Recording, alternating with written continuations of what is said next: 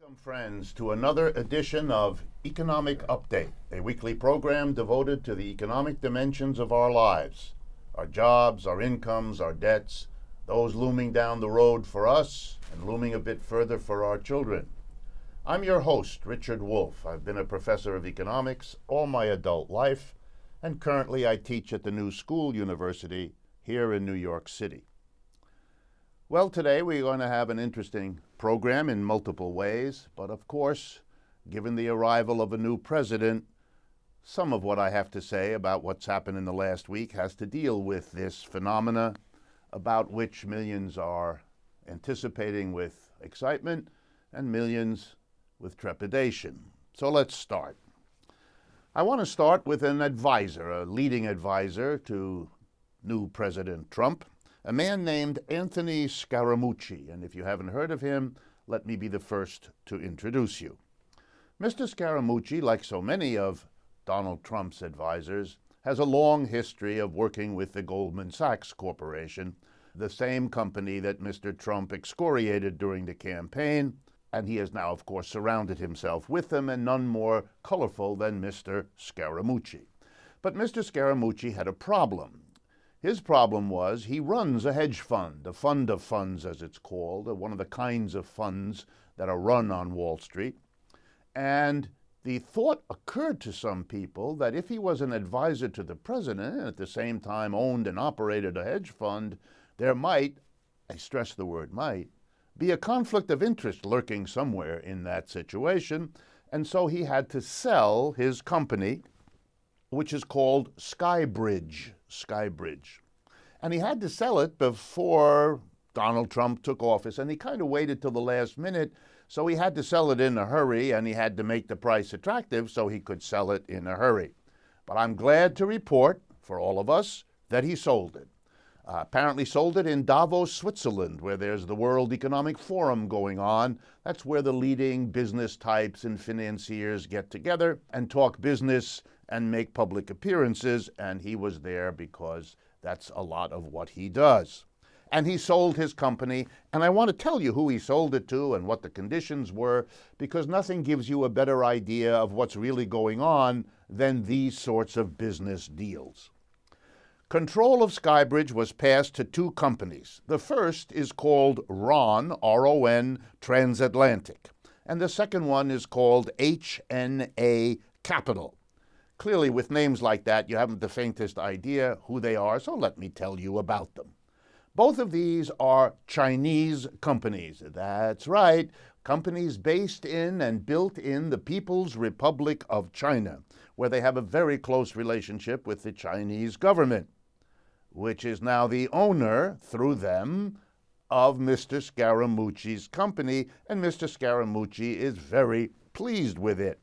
RON, in case you haven't heard of it, is very famous. It's a conglomerate, owns lots of different businesses. And among the partners of RON is a man named Reginald Love, best known as President Obama's body man and close aide. Is it getting murky? Oh, good. We're just beginning.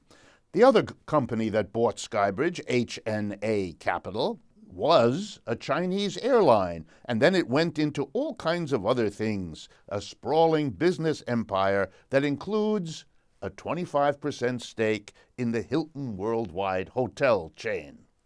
Is it getting murkier? Oh, good. It gets murkier still. It turns out that Skybridge runs conferences and was recently excited to announce it had revived an old television program called Wall Street Week, which is now a regular running program on the Fox Business News network. Speculation is abounding whether Mr. Scaramucci will also sell another interest he has, which is his ownership stake in the Hunt and Fish Club, a Midtown Manhattan steakhouse. There's an old saying that the more things change, the more they remain the same. Next economic update. Occasionally, the scholarly press puts out a paper that is so interesting and so original that it finds its way onto this program. So I found one recently in a publication, a working paper, produced by something called the American Antitrust Institute. And you can find them at antitrustinstitute.org if you're interested. This paper was published January 13th, back in 2007. So why am I bringing it up now? Because it answers a question many of you have sent to me over these last few years, and now I can answer you.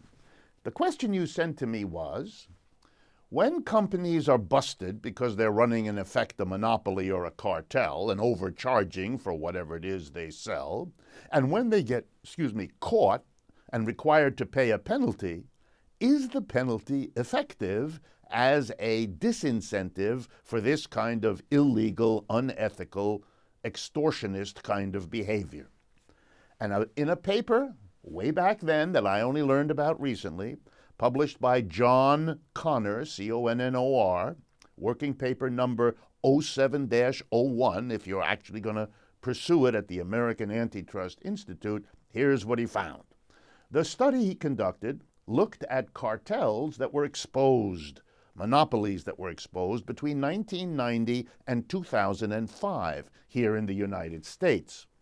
And he measured, in terms of their value as of the end of that time, 2005, how much extra these companies were able to get by overcharging us because they were a monopoly. They had gotten together, the few companies in this area, and they jacked up the prices. So he measured, good research, he measured how much money they made. And the overcharges, he added up, came to, well, the number isn't so important, but over $1 trillion. And then he examined what the penalties were when they were caught and had to pay a fine of some sort to a government. 21% was his number. The median penalty was 21% of how much they overcharged. In other words, for every $5 they overcharged, if they got caught, the penalty was 20 cents of the extra buck that they squeezed out of their monopoly position. If you're wondering why more and more companies are merging and more industries are becoming cartelized, well, now you know. Next item. And this one I do both for political obvious reasons, I hope, and also because in February we're going to have Black History Month, and this gives me a chance to talk about the intersection of class and race, but perhaps in a way you're not familiar with. The Economic Policy Institute in Washington, a very important source of good research that you can find at epi.org, recently collected a group of charts that they say summarizes what happened in the American economy, particularly in 2016. But the chart that interests me the most is the one that compares the rise in workers' wages from 1980 to 2015. In other words, the last 35 years. How have wages gone in this country? And they compare white men and black men's wages and white women and black women's wages. So let me give you the results of this, but you can get the chart and all the data if you're interested at epi.org.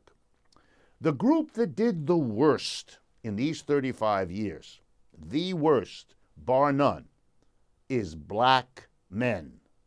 Their wages went down 6%.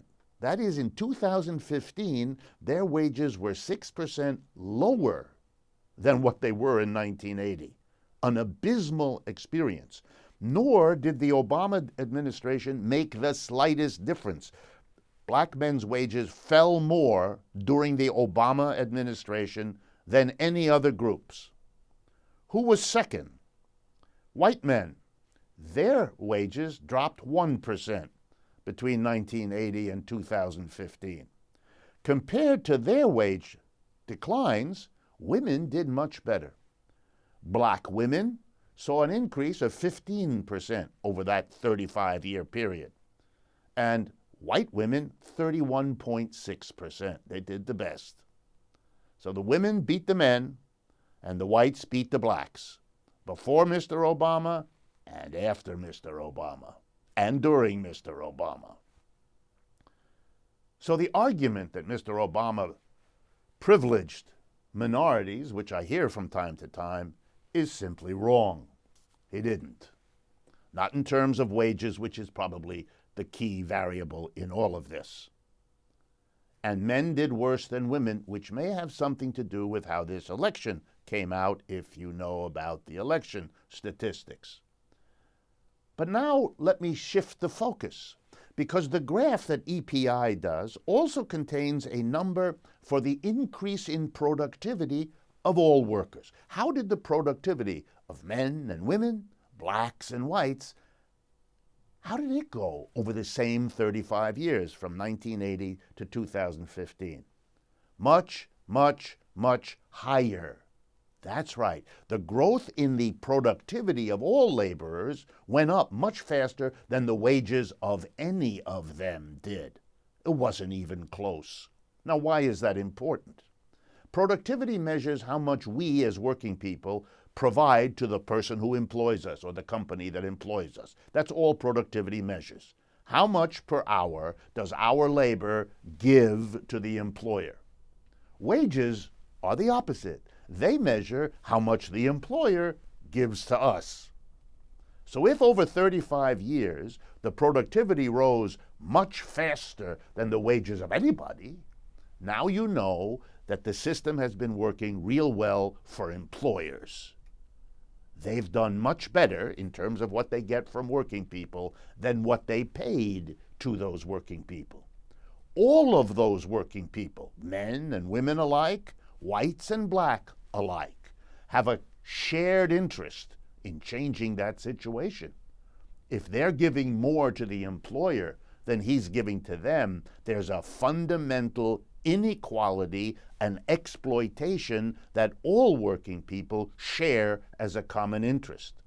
And maybe the conclusion that you could draw is that more important than struggling over whether the men and the women should get more or less and the blacks and the whites get more or less, a valid issue for sure, but maybe something even more urgent is that all of them understand that they're all being ripped off by a system that allows the rising productivity to go up so much faster for 35 years, more than an entire generation, than what is given to working people.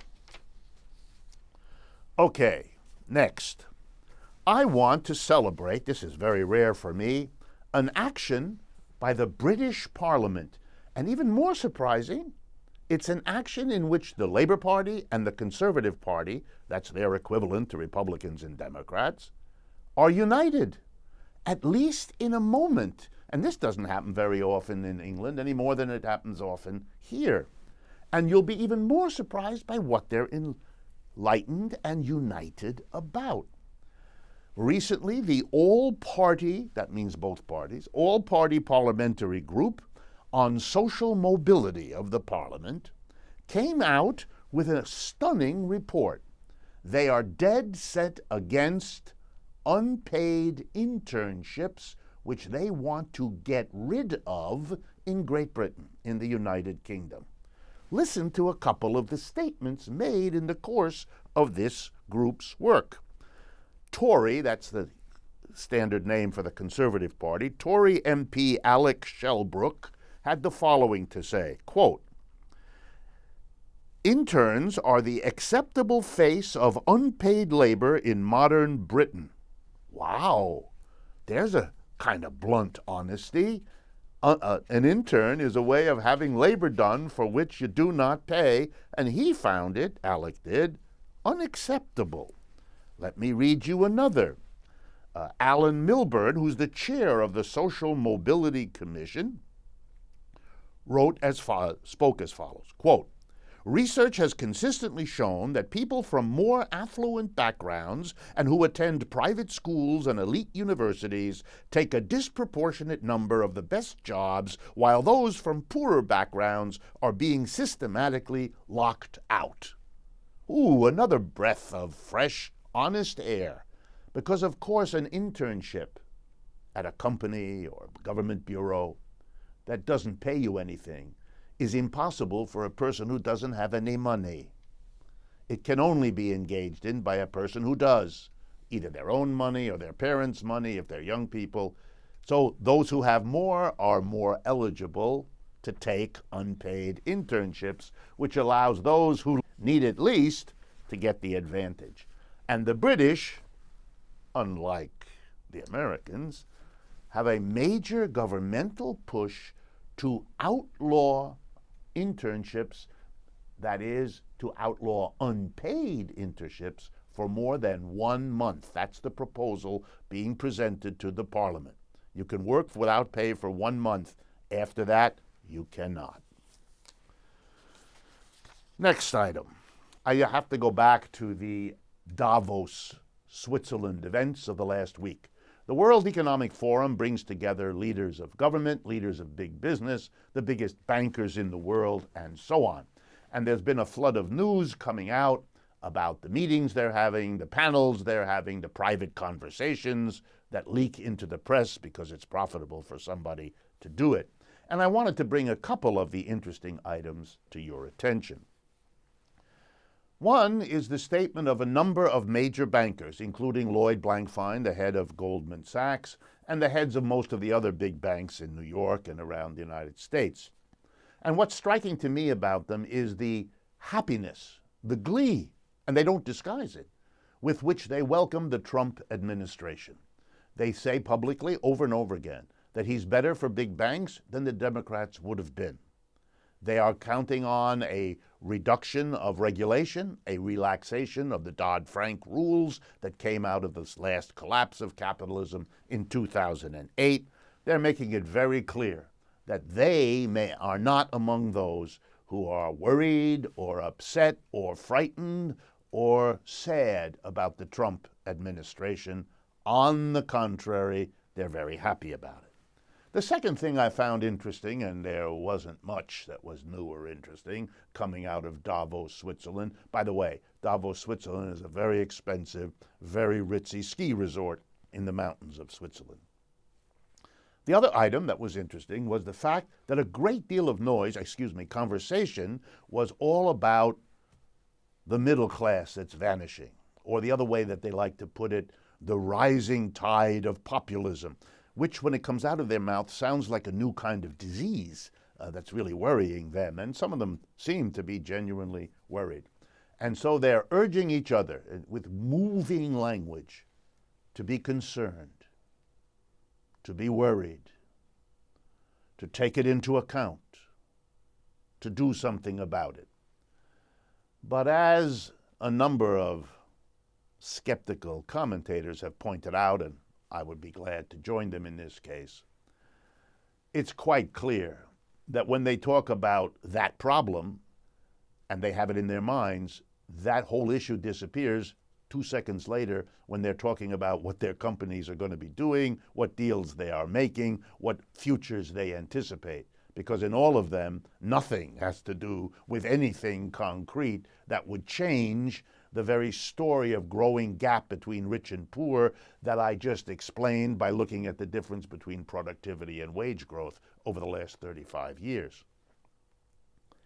And as these commentators have pointed out, and as I want to reiterate here, no one is going to give the working classes of the West and of the rest of the world a better deal if they expect that a government shift between Tweedledum and Tweedledee, between Trump and the Democrats, etc., if they believe that's going to change their situation, they will be as disappointed in the next 35 years as they have been in the last 35 years.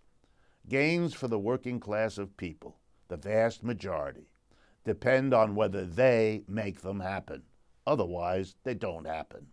And that means you have to provide for working people either a labor movement or a political party, or some combination, or some other institutions that work in that way, so that working people have the weapons, have the organization, have the clout to change the situation. That's the issue.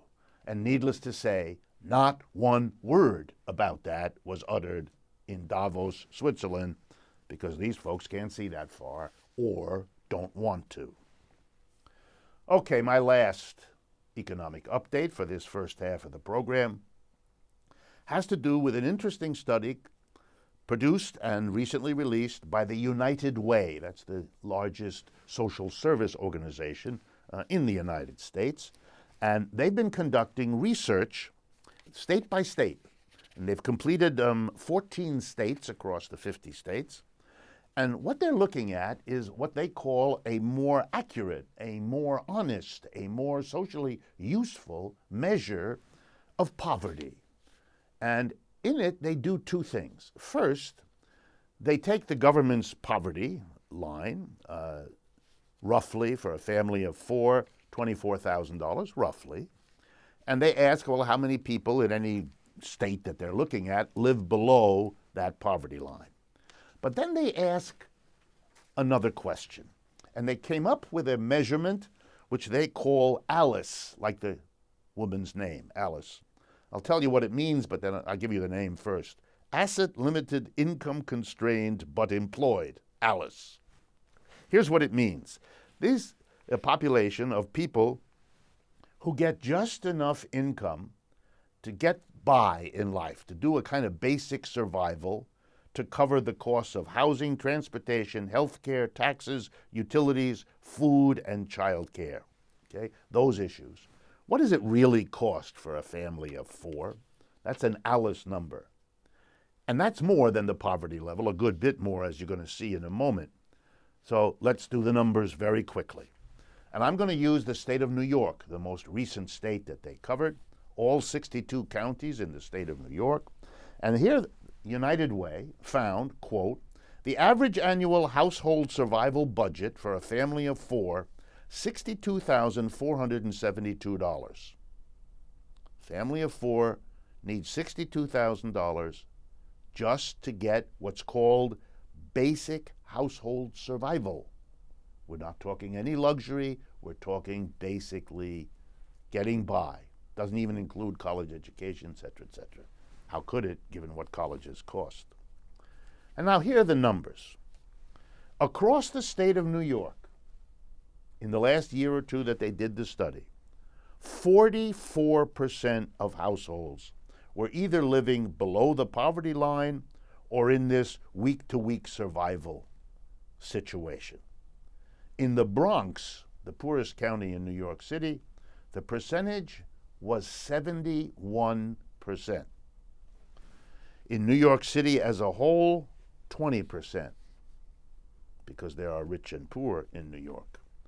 What does this mean? Well, it matches other numbers that I have quoted to you recently. Numbers like the percentage of American families who, if confronted by an unexpected $500 emergency bill for something medical or something that breaks in the car or the home, can't cover it. They would have to find an emergency solution because they don't have $500 in a reserve to cover that kind of unexpected eventuality. Well, this is the same measurement coming at it from another angle. And United Way is a very respected, old organization that does this in a systematic way through all of its local offices. Bottom line, the American recovery since 2008, like the American economy of the last 35 years, is an economy that has functioned more and more for an ever smaller slice of the population and has left a growing percentage of the people in really difficult economic circumstances. 44% of the people of New York State, one of the largest states in the United States, are either living below the poverty line or living at or below bare survival at a minimum level. For a country that has grown as wealthy as ours has, this is a moral, ethical, as well as political and economic horror story. And there is nothing being proposed by any of the incoming political leadership that recognizes, let alone deals with, this issue. So much for the short updates. I want to take a moment before we have our mid-program break and shift to a very, very interesting interview that I think will excite my audience, which is why they're here. But before I get to that, I want to remind you and ask you to partner with us. This is a program that now reaches between 1.5 and 2 million people every week. That's an amazing fact that we stand in awe of all the time. That's counting both the radio audience and the television audience and the audience that gets this through the internet. We are very proud of all of this, and it's mostly the achievement of all of you who've been listening for the 5 years that we've been on the air, starting with one small station in New York City, WBAI, and expanding now to 75 radio stations, 2 major television stations, and more to come. So I want to thank you, but I also want us to learn the lesson. You partnering with us is the best possible arrangement. And by partnering, I mean use what we do on this radio program. Talk to your friends, your coworkers, your family about this. Make use of what we do here. Copy it. Go to our websites, which provide all of this information and much more. rdwolf with 2fs.com and Democracy at Work, that's all one word, democracyatwork.info, I-N-F-O. Those websites are yours 24/7, no charge for anything on there. You can contact us with questions like those I answer on the air. You can tell us what you like and don't like about the program. You can follow us on Facebook, Twitter, Instagram. Lots of things to do there. Interviews are posted up there. Articles are posted up. There's a blog with all the information about worker co-ops you could imagine being posted all the time. Make use of it. Let others who might be interested know about this. Be our partner. And if you know of a local radio station that might be interested, let us know. We'll follow up. If you would like me to come to wherever you are to give a talk, let us know. We'll follow up. If you'd like to sponsor any of the things we do, let us know. We'll follow up. We need you as partners. You have been enormously helpful to building this project. We'd like you to continue. Stay with us. We'll be right back, and I think you'll find the second half more interesting even, I hope, than you found the first.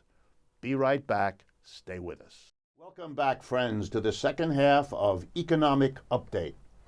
I want, with great pleasure, to welcome to the microphones here with me in New York, Becky Bond and Zach Exley. So welcome, Becky. Welcome, Zach. Let me tell you who they are and why they're here. Both Becky and Zach were senior advisors to the Bernie Sanders campaign for president inside the Democratic Party over the last year or plus. Becky, in addition to that, has previously been a political director at Credo, where she was particularly involved in developing techniques and styles of organizing, using technology, and so forth. We're going to learn more about that shortly. Zach Exley, likewise, was a senior advisor in the Bernie Sanders campaign. He has a history of working in this kind of organizing for Howard Dean, for John Kerry, and he also worked for Wikipedia. Becky lives in San Francisco. Zach lives in the Ozarks. Welcome to the microphones. Thank you. I want to hold up, for those of you that can see the program, their book, Rules for Revolutionaries, How Big Organizing Can Change Everything, which was released when? How recently? The week after the election. A week after the election. So hot off the press, literally. And there are many blurbs. I just want to read one from Naomi Klein. Here we go. We can win, but only if we continue to develop the kinds of tactics, tools, and vision laid out in this vitally important book, perhaps the first to explore how to organize at the true scale of the crises we face. Rules for Revolutionaries, Becky Bond and Zach Exley. Becky, let me start with you and say, give us an idea of what the central thesis, the central argument that animates this book. What did you both of you put in here, but give us an overview. So this book talks about something that Zach and I have termed big organizing. And you have to understand, when we came on board the Bernie Sanders campaign, it was a presidential primary that was both like other presidential campaigns before, but also unlike them. So like most presidential primary campaigns in the past, we had a traditional field campaign focused on the first 4 contests things you hear about all the time, Iowa, New Hampshire, etc. But we also had hundreds of thousands of people across the country that were demanding to be let in to help Bernie win and change the country. So we had to develop a new model of organizing, which we called big organizing, so that we could let them in and let them do some of the work of the campaign. And let me tell you a few things about big organizing before we get started. It's a simple and powerful concept. Big organizing is about tapping into the latent capacity in the grassroots to do work behind a strategic central plan to win a big victory.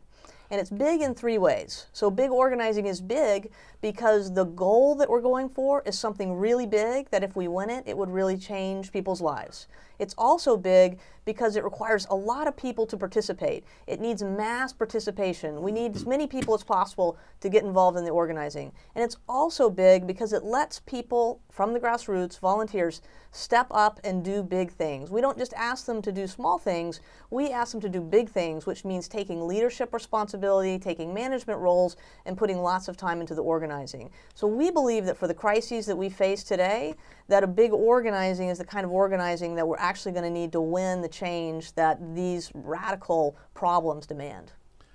Well, let me put a question then right away to you.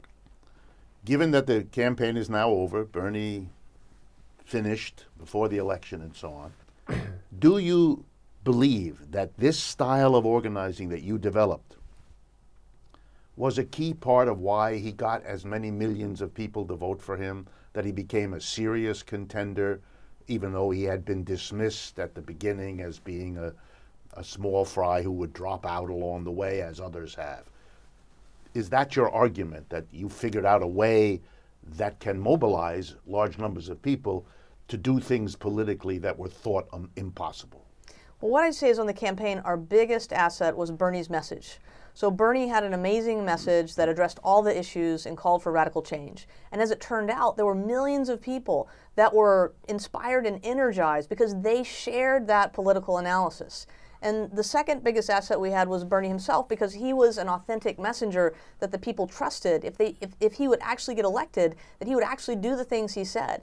And so what the big organizing model allowed us to do was actually plug the people who believed in the message and believed in the messenger, allow them to do work that wouldn't just get him in the news, but would actually contact enough voters that they could make him viable as a candidate. So I think that Bernie's message and Bernie as a messenger, that was the key elements to get the campaign off the ground. But big organizing was one of the ways that we let millions of people get involved in the process of turning Bernie into someone who had 3% name recognition, someone that people thought had no chance, and turn him into someone that got 46% of the delegates at the Democratic National Convention, which is astounding. Right. Well, I suspect you're being modest, so let me pull you a little further. I mean, I don't dispute what you said about Bernie as a candidate and what as a messenger. That's all correct. But let me put it this way. All kinds of social change efforts in this country have been going on for quite a while, which had good messages, good arguments that large numbers of people agreed with, and often had decent spokesmen and women who made the case. But they didn't generate a mass movement on the scale that happened this time.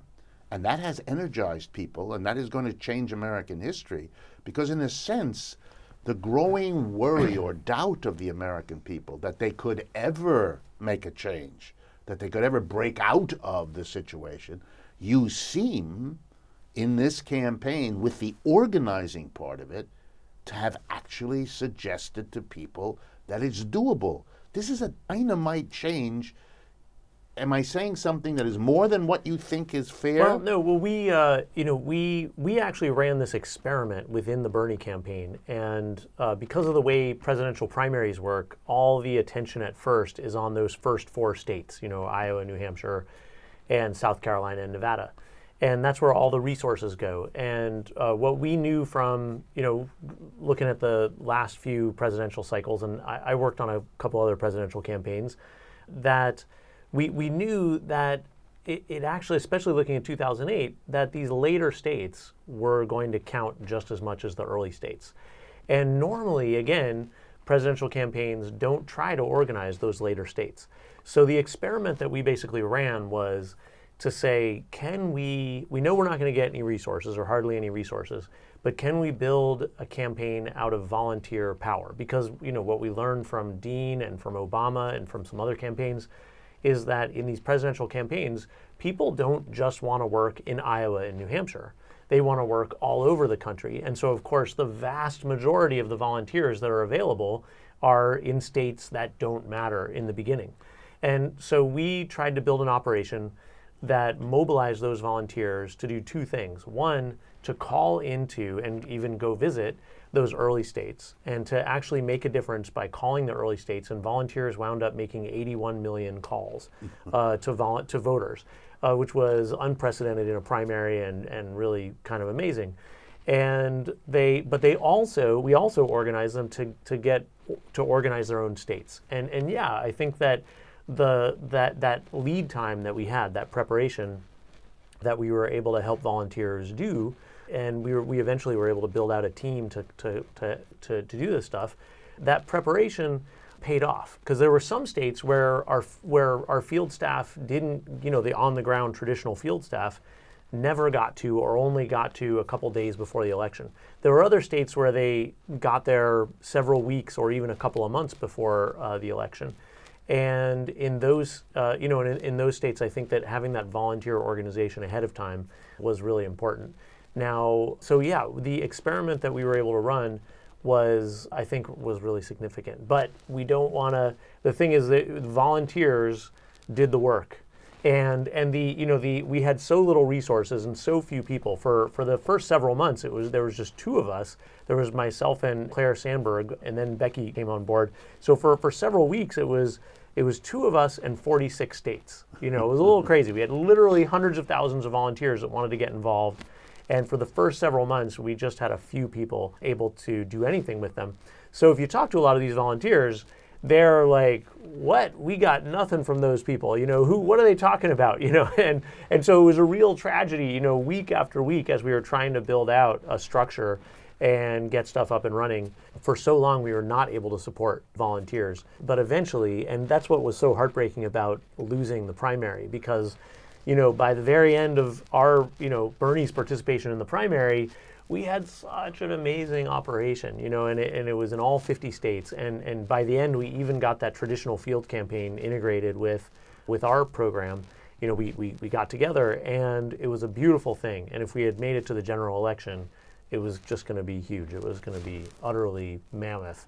So yes, so we wanted to, because of that experiment, we felt so privileged to be a part of that. We wanted to write down the principles that we learned, so that in the next insurgent presidential campaign or in the next insurgent union campaign, when workers are trying to take over one of the unions that did not back Bernie, for example, which is crazy. Yeah. So what you were talking about earlier, we need a workers' movement, or trying to take over your neighborhood, that we think that these principles will really help. So let me ask then the dangerous question, because it's on many of my listeners' minds. Given that you had such a good organization at the peak, had it gone the other way, what do you think about Mr. Sanders versus Mr. Trump? I think given the contest that we had in the general, I personally believe that the Bernie supporters, with the amount that they were willing to work and how the intensity of their passion and the power of Bernie's message, I think that Bernie would have won. Yeah, I think there's no question. I mean, Trump, the only reason Trump won, Hillary got 3 million more votes than Trump. The only reason Trump won was those 3 Rust Belt states where he got 40,000 more votes than Hillary.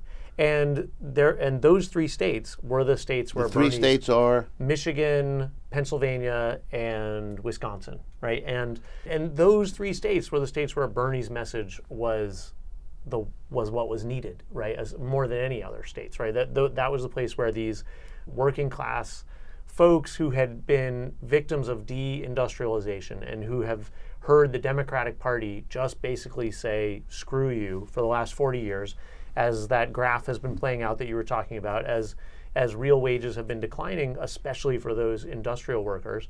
They've seen their means of making a living be dismantled. And Bill Clinton, and of course Hillary Clinton is going to be associated with Bill Clinton, and her policies were not all that different, and her positions on trade and all that were very much the same. So the Clinton brand very much was tied up with these folks losing their means of making a living. And what was so amazing to watch, and kind of the thing that really struck me, and made me so angry and sad, was watching Trump deliver these speeches in those states, where he said, they've been dismantling your means of making a living. And he said means of making a living. This was my translation of means of production. Right. And he's up there in these stadiums saying, they took apart your means of making a living and I'm going to rebuild it. And this guy, I don't think that many people fell for it. He got fewer votes in those states than Mitt Romney or Bush, who lost those states. It's just that so many workers could not bring themselves to come and voluntarily vote for somebody who represented the destruction of their means of making a living.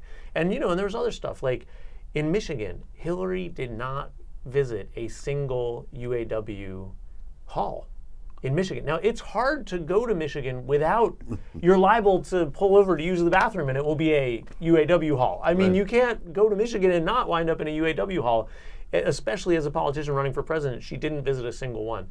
And then her campaign had the nerve to complain about the UAW not following through all the way on its GOTV commitments.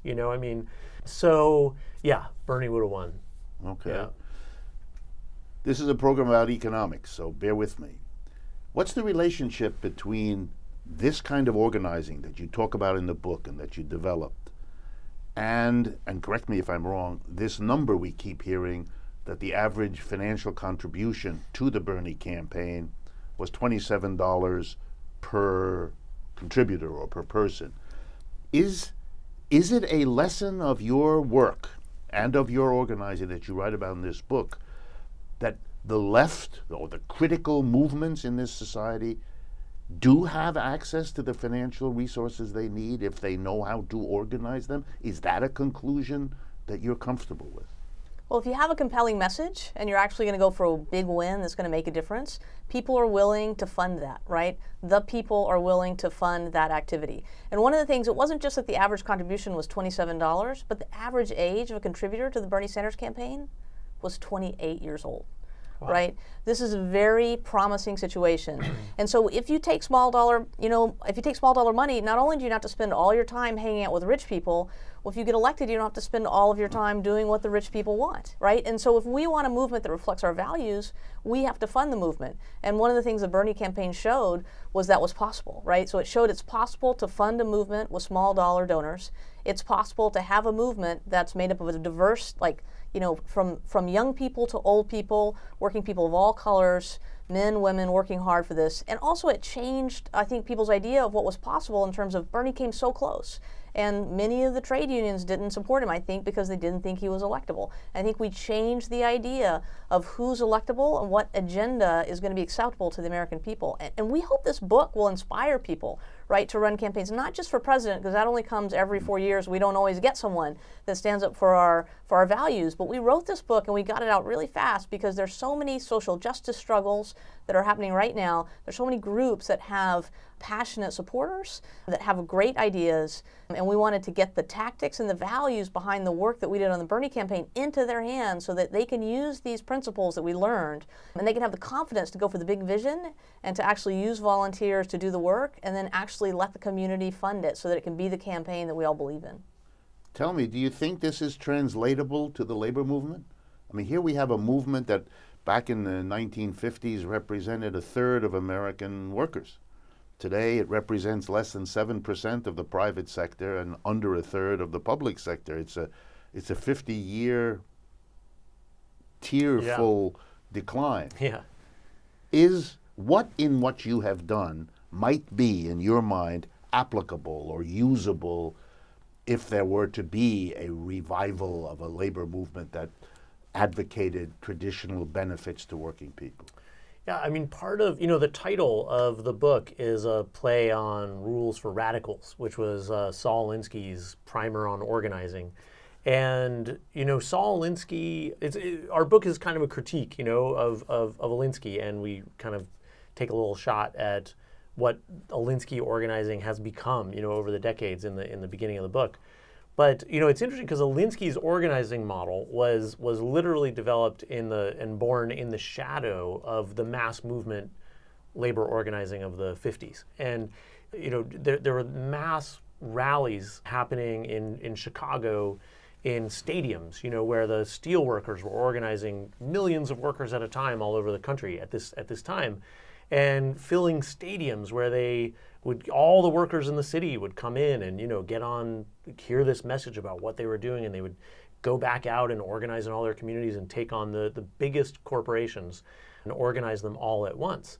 Well, in the shadow of that, literally, Alinsky was working with some other people in a neighborhood, trying to get a handful of people together. Well, what do people who don't work at the steel mill do? How do we operate? And so, and it kind of led to this. There was a whole bunch of steps from there, but this Alinsky sort of style of organizing developed with help of financing, not from labor unions, but from foundations. Right, so it was really rich people's money. As time went on and the 60s came along and, radical movements were rising up as people of color were getting radicalized after the beginning part of the civil rights movement, a lot of these rich folks at foundations, these white liberals were like, what's going on? Why? We thought everything was going to be okay now.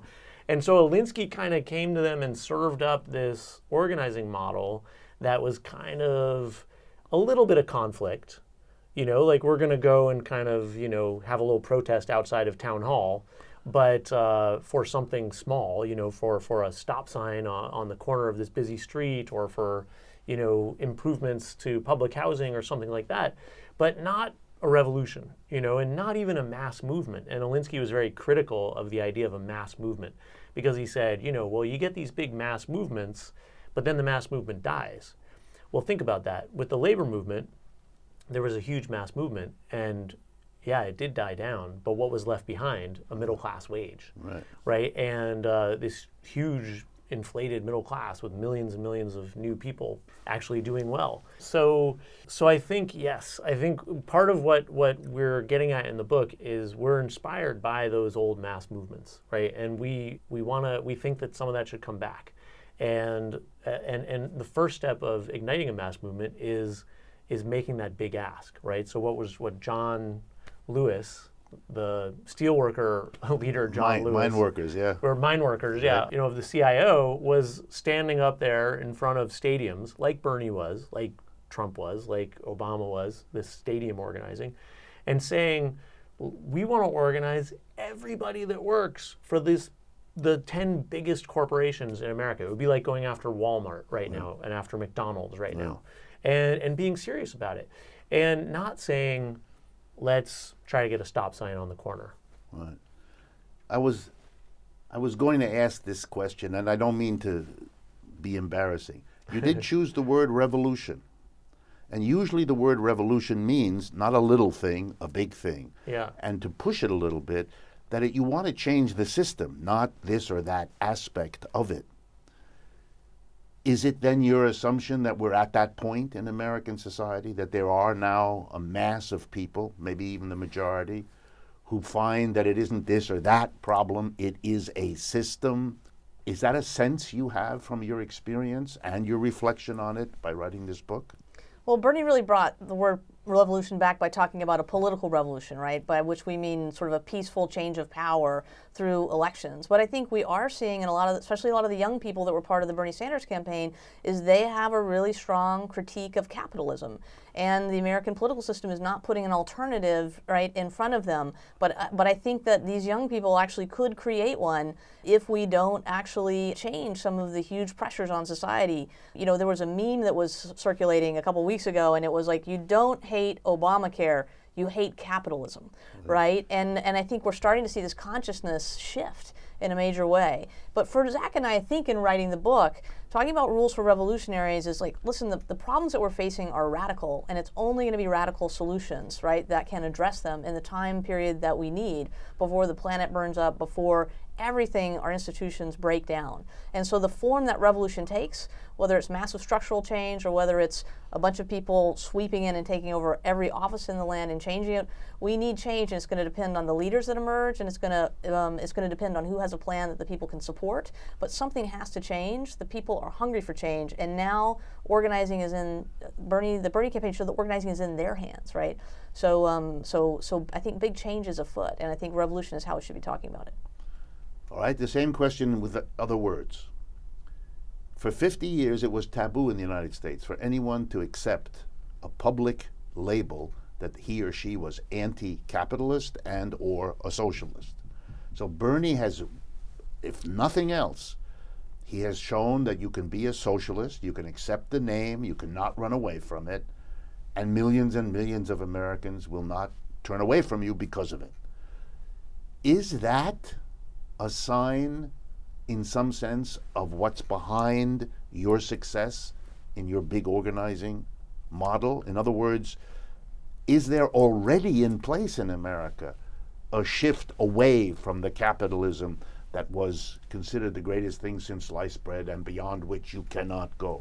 I mean, I think the terms in America are so broken, and they don't really have any. You mean the language itself? Yeah, the words socialism, capitalism. I mean, I started out as a labor organizer, and I remember in several conversations with workers in their living room, when they were describing their workplace and how oppressive it was, and how there was no freedom of speech, and how they were abused and they couldn't do anything about it. And when they were looking for a word to describe it, they said it's like communism. And so it's like, well, no, actually, it's like capitalism, and so the words are meaningless, I think, I mean, was Bernie a socialist? I mean, I actually don't think so, But he did accept the word. Well, he didn't run away from it. It's Right. funny, he might have been a socialist in the 80s, or the 70s, but he's not a socialist anymore. Right. And I think by democratic socialism, according to what he said, he meant, I believe in, that everybody should have health care and that everybody should have the fire department and stuff like that. Okay, well, I mean, there's a lot of capitalist support, believe in that too. Hayek, right? I mean, in his introduction, he's like, well, of course I believe in universal health care, universal education, universal, he was a socialist according to, today's standards. So I think a lot of people who were Bernie supporters, they were so upset with the way things are going in the economy, and they kind of said, well, yeah, this socialist thing, that sounds kind of cool. Maybe, what is it? I should learn some more about that. And it was appealing. For just as many Bernie supporters, I think it was actually something that repelled them. But because they were like, socialism, isn't that lack of freedom? And, I can't go to church anymore, and, they're going to burn my Bible. And But a lot of those people were with Bernie anyways, because they said, hey, I don't know what this socialism thing is, but he's talking my language. So, I think it was a mixed bag. Yeah. Okay.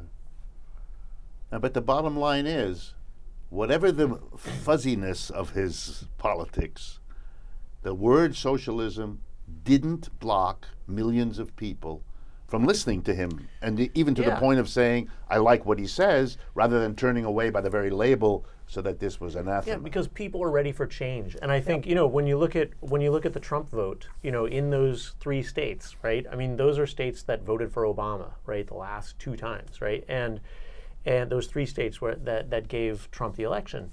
And, in the same way that socialism didn't turn off people who didn't like the idea of socialism or thought they didn't, a lot of people came out to vote for Trump despite all of the incredibly horrible stuff, right? So people are ready for change, right? And so I think it's up to the left or progressives or whoever wants to make change to be able to figure out a way to communicate to people. And Bernie did that well.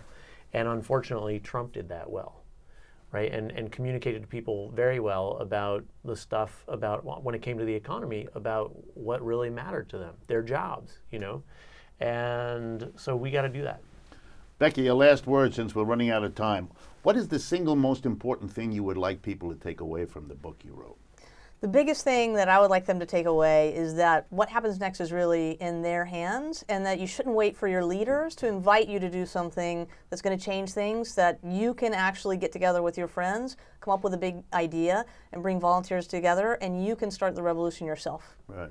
Because unfortunately, it's going to be a few years before your leaders catch you up to to do you. anything. Yes, that's right. That's right. That's usually how it is. That's right. Thank you both, Becky and Zach, for coming. I wish we had more time, and maybe if your travels bring you to New York again, we can do it again. Yeah, thank you. Thank you. To my audience, thank you very much for listening. I want to thank truthout.org, that independent source of news and analysis that has been partnering with us for years now.